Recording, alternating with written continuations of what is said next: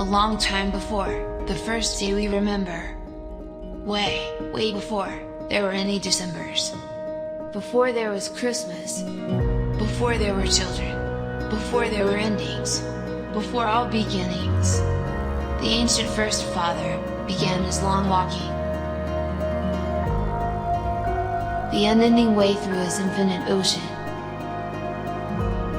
For thousands and millions of moonless bright evenings, and billions and zillions of sunless dark mornings, the ancient old man of the shoreless old ocean decided he needed a little commotion. He thought this in silence but wondered aloud. Who am I and what is this place where I am walking around? He stopped, and he listened, but nobody answered. Since there was no listening, but from the old ocean. Imagine how lonely he felt in his silence.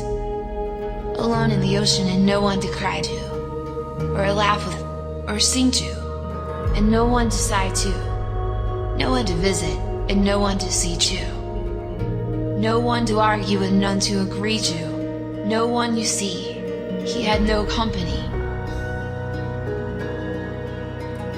He sighed, and he turned on his limitless wander, but though he'd been walking for ages and eons, there wasn't a path or a place he could be on. So then with a laugh, the old man started singing, and from every verse of the song that went ringing, out over the edge of the endless old ocean, there came bursting forth from the sea a commotion of billions and zillions of bubbles in motion. And each tiny bubble burst forth with a plea. Who am I? First Father, who am I?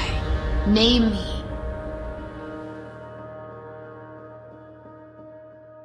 First Father agreed, and as he continued to sound his creation, he sang, and then named everyone with elation. The stars he first named with a flick of his finger, old Altair and Rigel, Arcturus and Vega, their sisters and brothers, from A to Omega. They ran through the heavens like millions of horses that flamed with a shout and then fixed in their courses. First Father was happy, and so sent them swimming around proud Polaris, and still they are spinning. A word from his lips, let the sun feel his fire. Then day, and day's sister, first nighttime conspired, with pledges and kisses to dance with each other. Till now they are parted by morning and evening. At last the new moon was let out for a night ride, waxing and waning, and wooing the sea tide, romancing the ocean and giving strange notions. Then wind and new weather first fought with each other, till rain, snow, and thunder were gathered together, and ordered by reason, to help old First Father create the new seasons.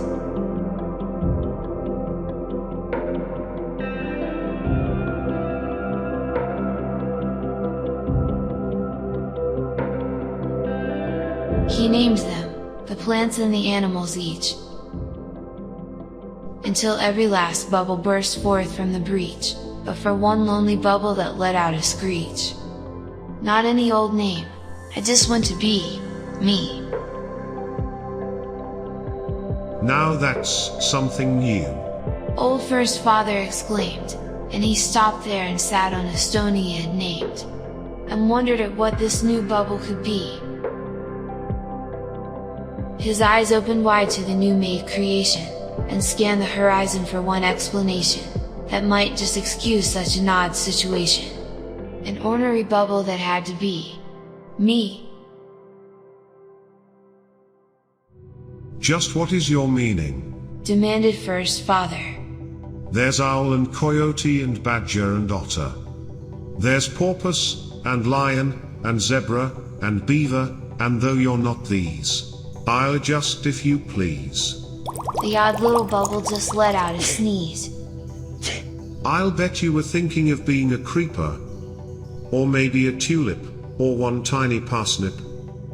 Perhaps you're a carrot, or maybe, I've got it, just maybe a little palm tree. The Ornery Bubble said, "I want to be me." But who is this me that is asking the question? Old Father was wondering, but just to be pleasant, he offered suggestions.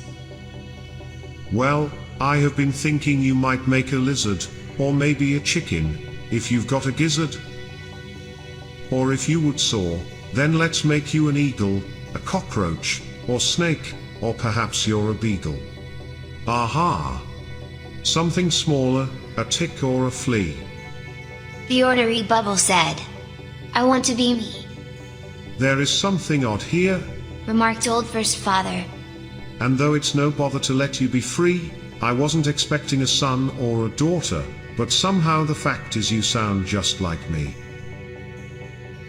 I'll give you my blessing, since freedom's distressing, and since I have stopped with the game of creating, I might as well leave someone else just like me, to follow the path that I've marked out with glee. But if you would follow the way of the master, or blaze your own trail if you think that it's faster, you'll have to learn how to avoid great disaster. So when you feel sorrow, there's always tomorrow. Just look all around at this fine legacy and I'm sure you'll agree, there's no better creation than this one you see.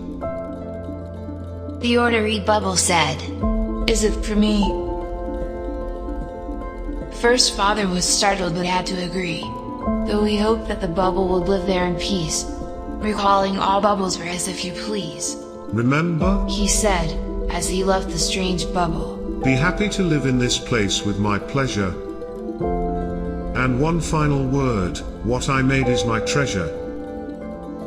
It's yours for the taking, but not for the breaking. So love and enjoy it, but just don't destroy it. Pass through it as light as a breeze. And call if you need. I too have a name, if you please.